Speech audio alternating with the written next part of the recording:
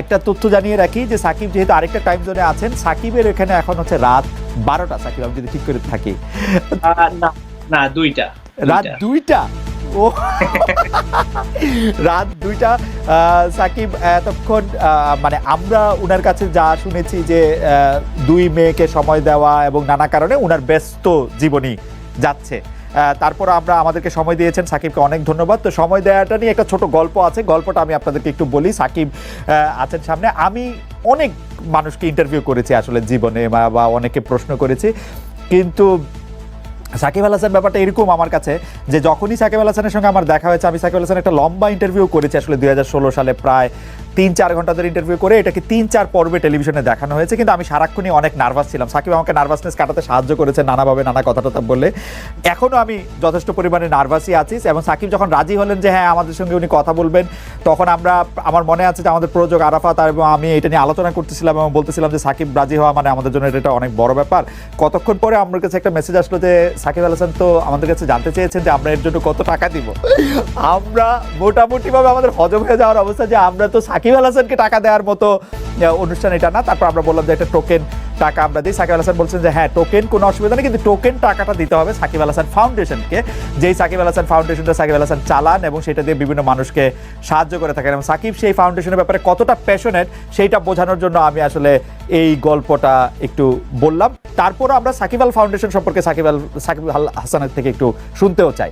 সাকিব, আসলে ফাউন্ডেশনটা করার উদ্দেশ্য বা এই সিচুয়েশনের জন্য না, অবশ্যই ফাউন্ডেশনটা অনেক আগে থেকেই ফর্ম করে রাখা হয়েছিল। এটার মেইন উদ্দেশ্য ছিল অবশ্যই স্পোর্টস বেস, যেহেতু আমি স্পোর্টসের একজন মানুষ।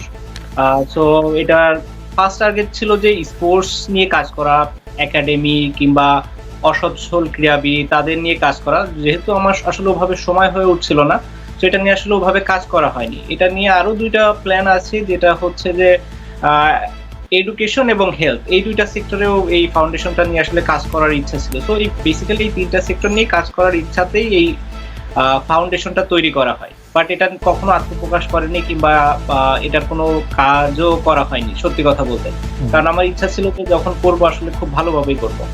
যেহেতু এরকম একটা প্যান্ডেমিক সিচুয়েশন আমাদের সামনে এসে গেল, বা এটা আসলে কারো তো হাতে নাই, এবং এরকম একটা সিচুয়েশন যেহেতু সামনে চলে এসেছে, তখন আমি আসলে ভাবলাম যে ওয়াই নট আমি আমার ফাউন্ডেশনের মাধ্যমে কিছু করার চেষ্টা করি, বা আমার সামর্থ্যের ভেতরে যতটুকু সম্ভব আমি এই খারাপ সময় যদি করতে পারি, আমার নিজের কাছে ভালো লাগবে, অন্যদের কাছে হয়তো ভালো লাগবে, অনেকে ইন্সপায়ার হবে কিংবা অনেকে সাহায্য হবে, সেটা বড় কথা না। সব থেকে ভালো জিনিস যেটা হচ্ছে আমার কাছে মনে হয় যে আমার নিজের কাছে ভালো লাগবে কিংবা নিজের একটা স্যাটিসফ্যাকশনের জায়গা তৈরি হবে।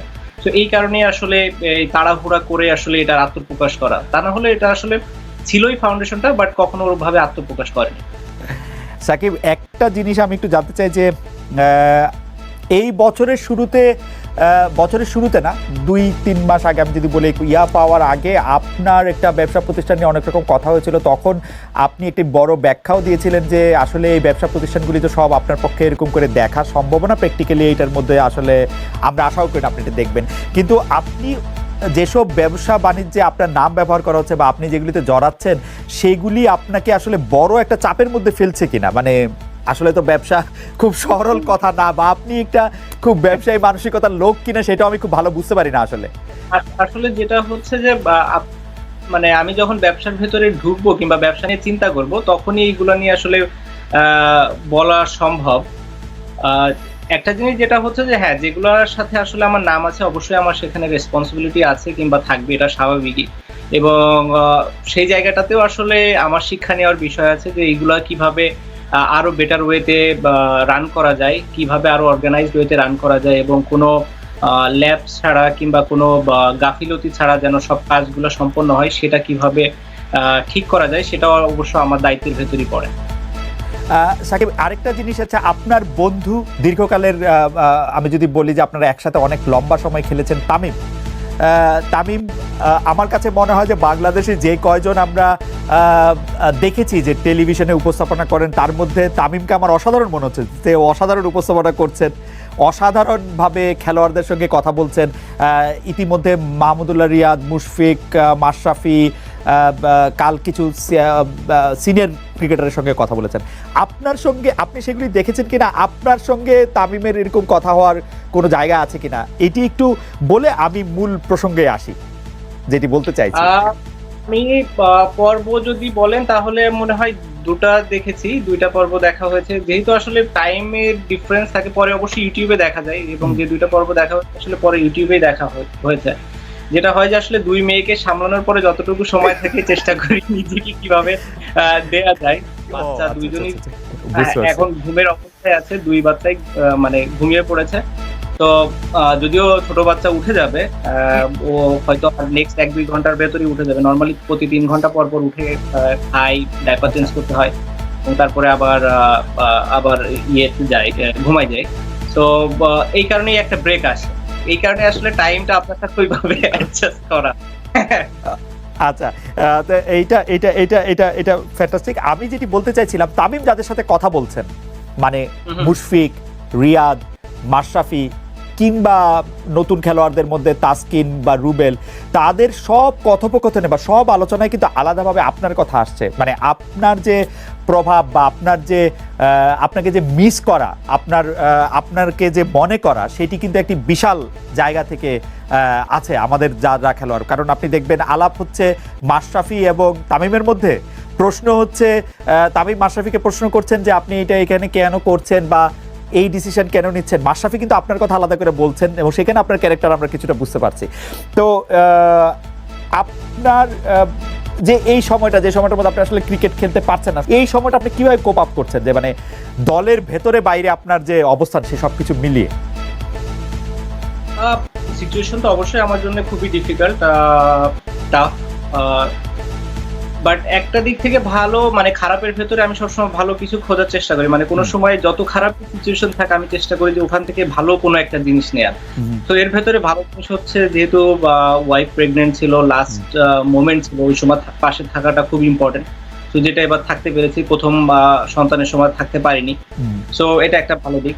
বাচ্চা হয়ে গেল, টেক কেয়ারও করার সুযোগ পাচ্ছি, ফার্স্ট বাচ্চার সময় সেটা পারিনি। তো এই দুইটা খুব ভালো একটা পজিটিভ দিক। বাট স্বাভাবিকভাবেই মানে এটা তো মনের পেছনে সবসময় মনে হতেই থাকে যে না, আমি খেলতে পারছি না কিংবা খেলতে পারবো না। হ্যাঁ, যদিও এখন কোনো খেলাই হচ্ছে না, আনসার্টেনিটিতে আছে কখন খেলা শুরু হবে কিংবা কখন হবে না। বাট যখনই হবে, তারপরেও তো আমি জানি না যে আমি আসলে, আমার টাইম তো আছে আরো প্রায় 6 মাস, 5.5 মাস, 6 মাসের মতো। আমার তো অতদিন বাকি আছে। তো যদি নেক্সট 1 মাস পরে খেলা শুরু হয়ে যায়, তো আমি আরো 4 মাস, 5 মাস, 6 মাস পরে খেলবো। তো ওই জায়গাটা তো অবশ্যই খারাপ লাগে এবং খারাপ লাগার মতোই বিষয়। বাট আমার কাছে মনে হয় এটাও একটা এক্সপিরিয়েন্স, শেখার অনেক কিছু আছে। আসলে অনেক সময় বা অনেক কিছুই আমরা অবহেলা ছলে দেখি কিংবা নেওয়ার চেষ্টা করি, যেটা আসলে নেওয়া উচিত না। আমার কাছে মনে হয় এই বড় শিক্ষাটা আমি খুব ভালোভাবে পেয়েছি। আপনার সাথে যখন আমার লাস্ট কথা হয়েছিল 2016 সালে, তখনও আপনি তার কিছুদিন আগে আপনার কিছুটা ব্যানের মধ্যে দিয়ে আপনি যাচ্ছিলেন, সেটি একটি অন্য কারণে, এবং তখন আপনি বলেছিলেন যে খেলা না থাকলে আপনার পক্ষে এইটা মেনে নেওয়া অনেক কঠিন, খেলাটা আপনি এতই এনজয় করেন আসলে। আসলে থাকাটাই সব থেকে বড় ইম্পর্টেন্ট, মানে মাঠে না যাওয়াটাই হচ্ছে সব থেকে কষ্টের বিষয়। ধরেন আমি খেলছি, কোথায় খেলছি অত ইম্পর্টেন্ট না, আমি যে খেলছি এটাই আমার কাছে ইম্পর্টেন্ট। তো ওই জায়গাটাতে যখন আপনি যেতে পারছেন না কিংবা খেলতে পারছেন না, স্বাভাবিকভাবে অনেক অনেক খারাপ লাগার বিষয় এখানে থাকে। সাকিব, আপনার কাছে আরেকটু সিরিয়াস বিষয়টা কথা বলি। আপনি সর্বশেষ আমরা দেখেছি যে আপনি খেলোয়াড়দের অধিকার নিয়ে একটি সংবাদ সম্মেলন করেছিলেন, খেলোয়াড়রা আপনাদের পাশে ছিলেন এবং কিছু কিছু বিষয় যেগুলি খুবই যৌক্তিক বোর্ডের কাছে আপনি আসলে উপস্থাপনও করেছিলেন। সেই উপস্থাপন করে আপনি যেই দাবিগুলি জানিয়েছেন, তার কতগুলি মানা হয়েছিল সঙ্গে সঙ্গে, তার কতগুলি কিছুদিন পরে মানা হয়েছিল, সেই দাবিগুলি সম্পর্কে বা সেই বিষয়গুলি নিয়ে আপনি আর কোনো খোঁজ রাখছেন কিনা, বা কেউ আপনার কাছে আর কোনো কিছু বলছে কিনা, আপনার কাছে কতটা কি মনে হচ্ছে যে সেই দাবিগুলি কতটা মানা হয়েছে? আসলে আমি শিওর যে প্লেয়াররা সবাই সবার সাথে তো ডিসকাস করেই, বাট আমার কাছে মনে হয় যে মোটামুটি বেসিক যে চাওয়া পাওয়া প্লেয়ারদের ছিল সবগুলাই ফুলফিল হয়েছে। দুই একটা হয়তো যেটা হয়নি, যেটা হতে আসলে সময়ও লাগবে, তো ওইটার জন্য আসলে ওয়েট করতে হবে। আর বাকি বেশিরভাগই চাওয়া পাওয়া তো আমার মনে হয় যে ফুলফিলই হয়ে গিয়েছে। এই কারণে প্লেয়াররাও সবাই খুশি, তারা এখন চায় যত বেশি খেলা হোক এবং মাঠে থাকতে।